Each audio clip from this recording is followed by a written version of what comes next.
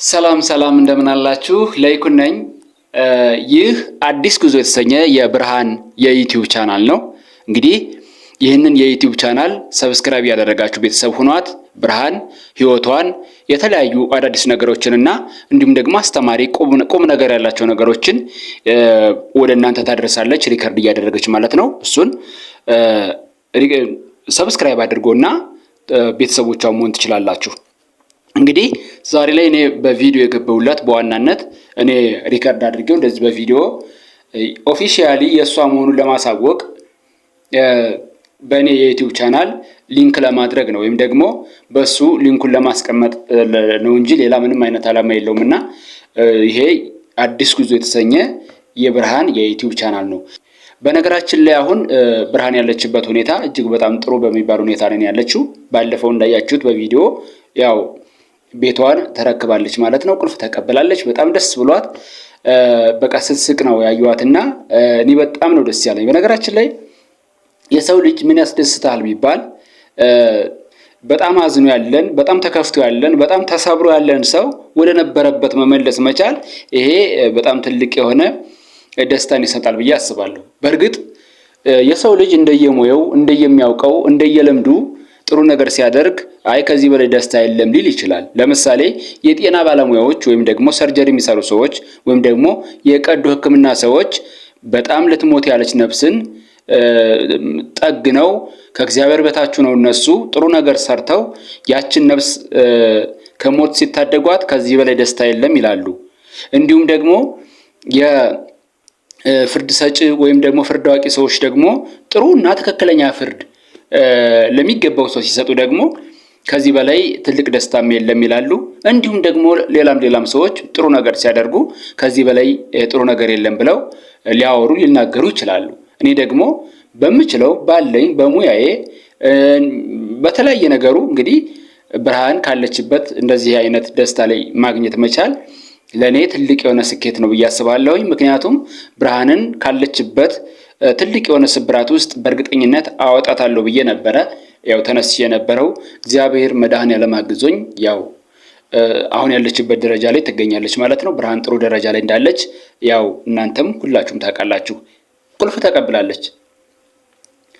ቤቱን አይተዋለች። ምናልባት ውስጥ ገብታ አላየችውም እንጂ ቁልፍ ተቀብላ ዘግታ ምናምን እንደወጣች ነግራኛለች። እጅግ በጣም ደስ ብሏት ነው የወጣችው። እና ከዚህ ጋር በተያያዘ እንግዲህ ልክ እንደ ብርሃን እውነት ይዛችሁ የተዘጋባችሁ፣ እውነት ይዛችሁ የተረገጣችሁ፣ እውነት ይዛችሁ የተለያየ በደል የደረሰባችሁ ሰዎች ደግሞ ከኔ ጋር ኮንታክት ማድረግ ትችላላችሁ። ወይም ደግሞ በአቅራቢያችሁ ካሉ ሰዎች ጋር ንግግር አድርጋችሁ በውይይት አድርጋችሁ ያላችሁበትን መናገር ዋጋ አለው ብዬ ነው የማስበውና እንግዲህ ብርሃን ያለችበትን ሁኔታ አበባ ባትነግረኝ ኖሮ ዛሬ ላይ ብርሃን እዛው እያለቀሰች ትገኝ ነበር ብዬ ነው የማስበው። እንደኔ የሚሆነው አይታወቅም በእርግጥ በመሃል እንጂ ያው አሁን ድረስ እያለቀሰች እንደምትቆይ ነው እኔ የሚገባኝ። ግን እኔና አበባ መነጋገር በመቻላችን ስለ ብርሃን ማውራቷ ብርሃን ከዛ ውስጥ እንድትወጣ ምክንያት ሆኗታል ማለት ነው። ለሁሉም ነገር እግዚአብሔር መንገድ አለው ብዬ አስባለሁ። ስለዚህ ሁላችሁም ያው ያላችሁበትን እናንተ ራሳችሁ ታውቃላችሁ። በተለያየ ቦታ ያላችሁ ከሀገር ውስጥም በሀገር ውጭም ያላችሁ ኢትዮጵያውያን ያው የሚደርስባችሁ ነገር ይታወቃል። በእርግጠኝነት ነው የምላችሁ ከኢትዮጵያ ውጭ ያላችሁ እህት ወንድሞቻችን ይህንን ቪዲዮ የምትመለከቱ ሁሉ የተለያየ ነገር እየደረሰባችሁ ሊሆን ይችላል። አይሆፕ እንደዛ አስባለሁ። ሀገራችሁን ጥላችሁ እንጀራ ፍለጋ ሄዳችኋልና የተለያየ ነገር ይደርስባችኋል ብዬ አስባለሁኝ። እና እዛ ሆናችሁ እንደዚህ ማድረግ ትችላላችሁ የሚለው በሀገሪቷ መንግስት ነው መዳኘት የሚችለው እንጂ እኛ ጋር ያው እንደ ህጎች እንደየሀገሪቱ ልዩነት ይፈጥራሉ። ኢትዮጵያ ላይ ያለ ህግ ሌላ ቦታ ላይ ሲሄድ ውድቅ የሚሆንበት አጋጣሚ ሊኖር ይችላል።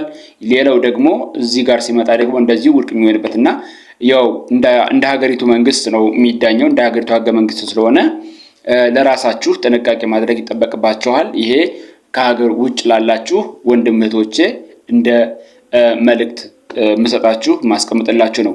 በነገራችን ላይ ከኢትዮጵያ ውጭ ያላችሁት ወንድሞቻችን እኔ የምመኝላችሁ ምንድነው መስራታችሁ፣ መልፋታችሁ፣ መጣራችሁ፣ መጋራችሁ በጣም ጥሩ ነገር ነው። ያው ህይወታችሁን ለማስተካከል የምታደርጉት ጥረት እንደሆነ እገምታለሁ። ይሄ በጣም ጥሩ ነገር ነው። ግን ደግሞ እነዚህ አላስፈላጊ የሆኑ ነገሮች ይኖራሉ። ከሀገር ውጭ ሆናችሁ ስትኖሩ የማይጠበቅ ነገር ሊያጋጥማችሁ ይችላል። እሱን ነገር ደግሞ በጥበብ በብልሃት በጸሎት እንደየሃይማኖታችሁ ማለት ነው በዛ ብታልፉት እመክራለሁ እንጂ ከሀገር ውጭ ሆናችሁ እንዲህ አይነት ችግር አለብኝና እንዴት ማድረግ አለብኝ የሚለውን እንደ ሀገሪቷ ህገ መንግስት ስለሚወሰን እንዲህ አድርጉ ብሎ እንትን ለማለት ትንሽ ችግር ሊፈጥር ይችላል።